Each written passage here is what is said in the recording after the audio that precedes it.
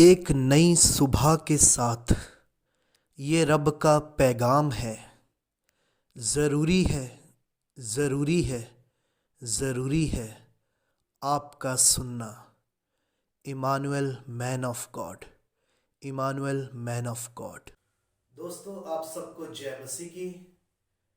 आज Emmanuel man of God का दूसरा एपिसोड है और प्रार्थना के साथ हम शुरुआत करेंगे। Hallelujah, hallelujah, hallelujah. मेरे बाप आसमानी स्वर्गीय पिता प्रभु यीशु, जो आपकी रूहों को पिता आज का वचन ताज़ा मन्ना आपकी ओर से मिले पिता प्रभु यीशु जी, जिंदे खुदा बाप मेरे अंग संग होकर आप बातचीत करें पिता प्रभु यीशु इनके साथ। प्रभु तेरा धन्यवाद हो, सारी महिमा सारा जलाल सारा आदर आपके नाम को मिले। अपने स्वर्ग राज्य के लिए हमें तैयार करें पिता प्रभु यीशु जी, हमें अपने पवित्र आत्मा की अगुवाई के द्वारा चलाएं। यार यीशु नाम में मांगता हूँ, आमीन, आमीन, आमीन। दोस्तों, आप सबको जय मसीह की। मैं पास्टर इमानुएल मसीह और आज का वचन है जो आपके लिए, उसका नाम है पाप।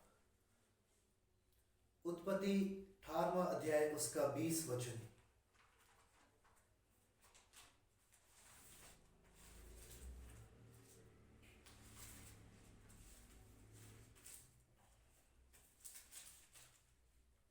फिर यहोवा ने कहा, सदोम और अमोरा की चिल्लाहट बढ़ गई है और उनका पाप बहुत भारी हो गया है। आमीन। दोस्तों, हमें वचन में पढ़ने को मिलता है जब नूह के समय पाप बढ़ गया तो परमेश्वर ने जल प्रलय के साथ उस लोगों का, प्राणियों का, सब प्राणियों का नाश कर दिया। नूह और उसका परिवार और जो जहाज में थे वही जीवित बचे। और यहाँ हम पढ़ते हैं, लूत उस नगर में रहता था, अब्राहम का भतीजा लूत और उसका परिवार। और वचन में हमें पढ़ने को मिलता है, परमेश्वर कह रहे हैं सदोम और अमोरा की चिल्लाहट बहुत बढ़ गई है, पाप उनका भारी हो गया है। परमेश्वर तक उनके पाप जो उन्होंने किए उसकी आवाज परमेश्वर तक गई, आकाश तक, परमेश्वर तक। और परमेश्वर ने फिर उस जो नगर है सदोम और अमोरा, परमेश्वर ने उनका नाश के लिए अपने दूत भेजे। सदोम और अमोरा, हालेलुया। लूत और उसकी बेटियां बच गई, बाकी सब उस आग से जो परमेश्वर के द्वारा भेजी गई सब नाश हो गए। हम आगे जाएंगे अभी। गिनती 22 अध्याय उसका 34 वचन।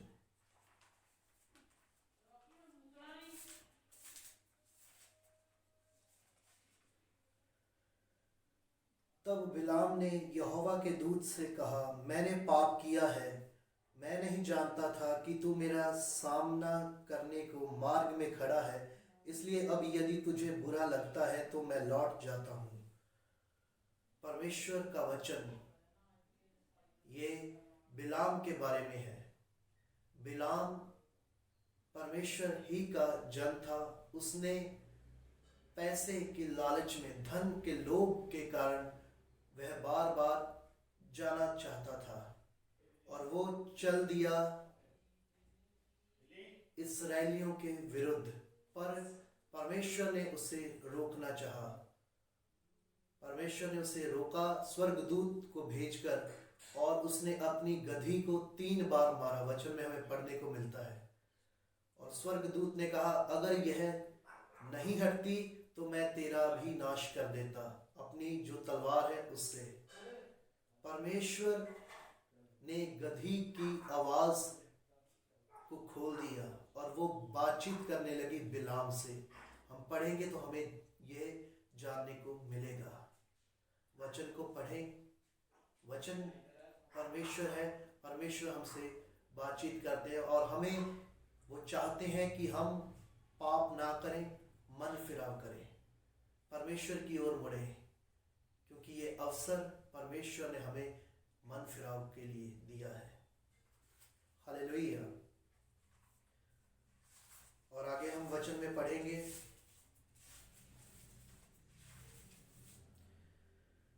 भजन संहिता 4 अध्याय उसका 4 वचन।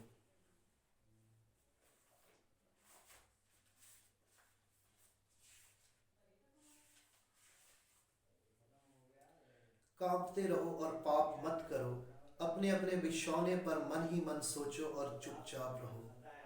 कांपते रहो, परमेश्वर से डरो, पाप ना करो। अपने अपने बिछौने मतलब बिस्तरे पर मन ही मन सोचो और चुपचाप रहो। पाप का परिणाम मृत्यु है। हमने पहले एपिसोड में यह बात की थी, पाप की सजा मृत्यु है और मृत्यु हर एक मनुष्य पर आ गई, पहले आदम और हवा हमारे माँ बाप के कारण।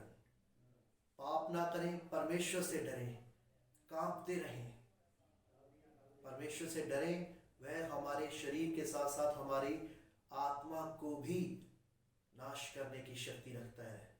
उससे डरें जो ये करने की सामर्थ्य रखता है। परमेश्वर से डरें, उससे प्यार करें, प्रभु यीशु मसीह के प्रेम में बने रहें। हालेलुया। हमारा मेल प्रभु यीशु मसीह के द्वारा परमेश्वर से हुआ है। आइए आगे हम पढ़ेंगे निर्गमन 9 अध्याय उसका 34 वचन।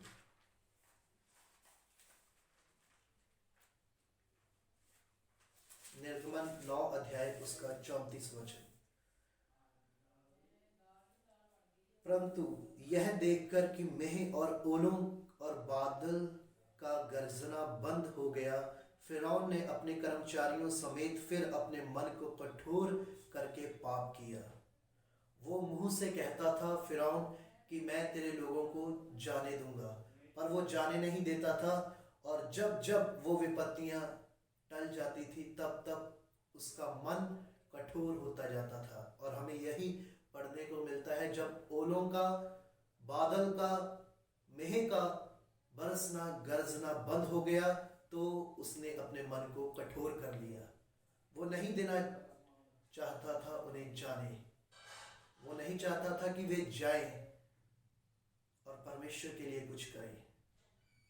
और वचन में ही हमें पढ़ने को मिलता है कि परमेश्वर ने मूसा को पहले ही बता दिया था कि मैं उसका मन कठोर कर दूंगा। परमेश्वर ही करते हैं और परमेश्वर ही रास्ता निकालते हैं, मार्ग बनाते हैं ताकि हम उस पर चलें और बच जाएं। हालेलुया। अय्यूब 10 अध्याय उसका 14वां वचन। अय्यूब 10 अध्याय उसका 14वां वचन पढ़ेंगे। यदि मैं पाप करूं तो तू उसका लेखा लेगा और अधर्म करने पर मुझे निर्दोष ना ठहराएगा। आमीन। इसी कारण वचन हमें कहता है कि पाप ना करें, क्योंकि अगर हम पाप करते हैं तो इसका फल हमें मिलेगा और परमेश्वर न्याय करेंगे जो उसके राह पर चल पड़े हैं, उनका, उसकी राह पर जो चल पड़े हैं उनका न्याय होगा। इस कारण वचन हमें कहता है कि पाप ना करें। हर एक को परमेश्वर के न्याय के सिंहासन के सामने खड़ा होना होगा। इस कारण पाप ना करें। पाप मृत्यु लाता है। परमेश्वर का पुत्र यीशु मसीह आया कि हम उसके द्वारा जीवन पाए। परमेश्वर का वरदान यीशु मसीह हमें जीवन देना चाहते हैं। उस पर ईमान रखें, विश्वास रखें, मृत्यु तक विश्वास योग्य रहें। हालेलुया। मृत्यु तक विश्वास योग्य रहें। आगे हम पढ़ेंगे अय्यूब 28 अध्याय उसका 28 वचन।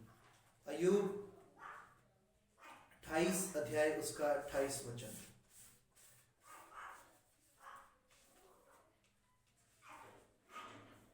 तब उसने मनुष्य से कहा, देख, परमेश्वर प्रभु का भय मानना यही बुद्धि है और बुराई से दूर रहना यही समझ है।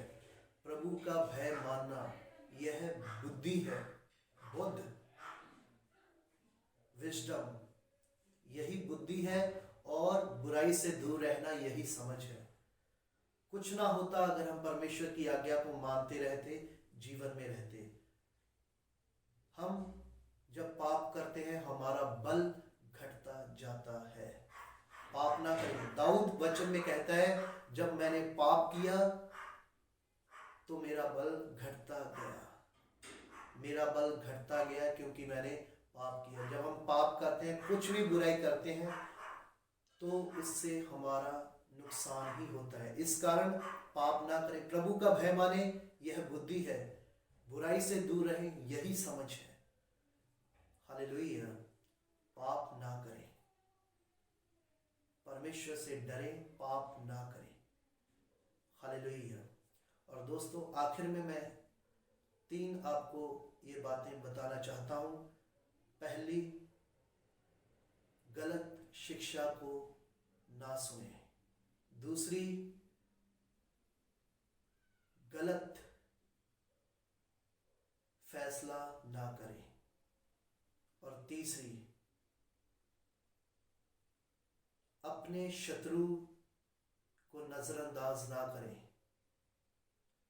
परमेश्वर का वचन हमें बताता है कि सचेत रहो, क्योंकि शैतान जो है गर्जने वाले सिंह के समान आपको ढूंढता है कि उसे मिले कि वे उसको फाड़ खाए।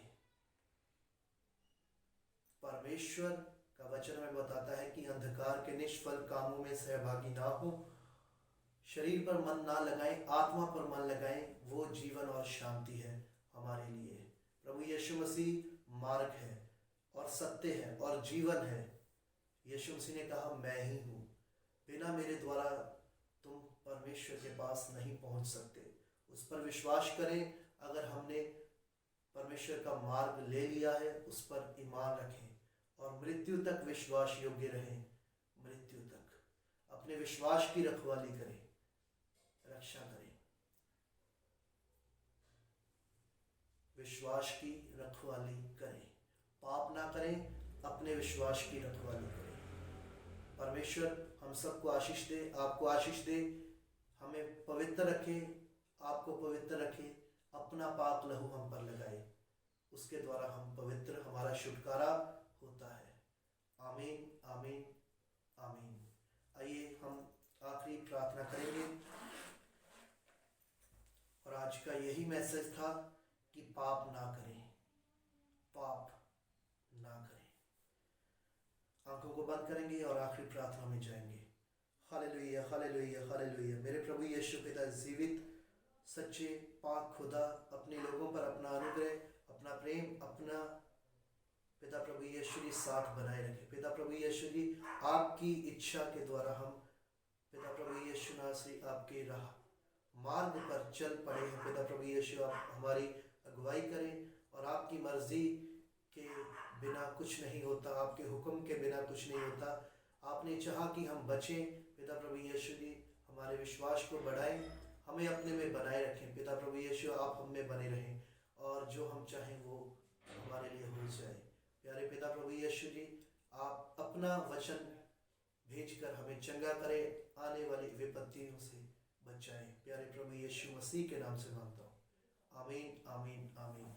दोस्तों, इसी के साथ आज का ये दूसरा एपिसोड समाप्त होता है। सबको जय मसीह की।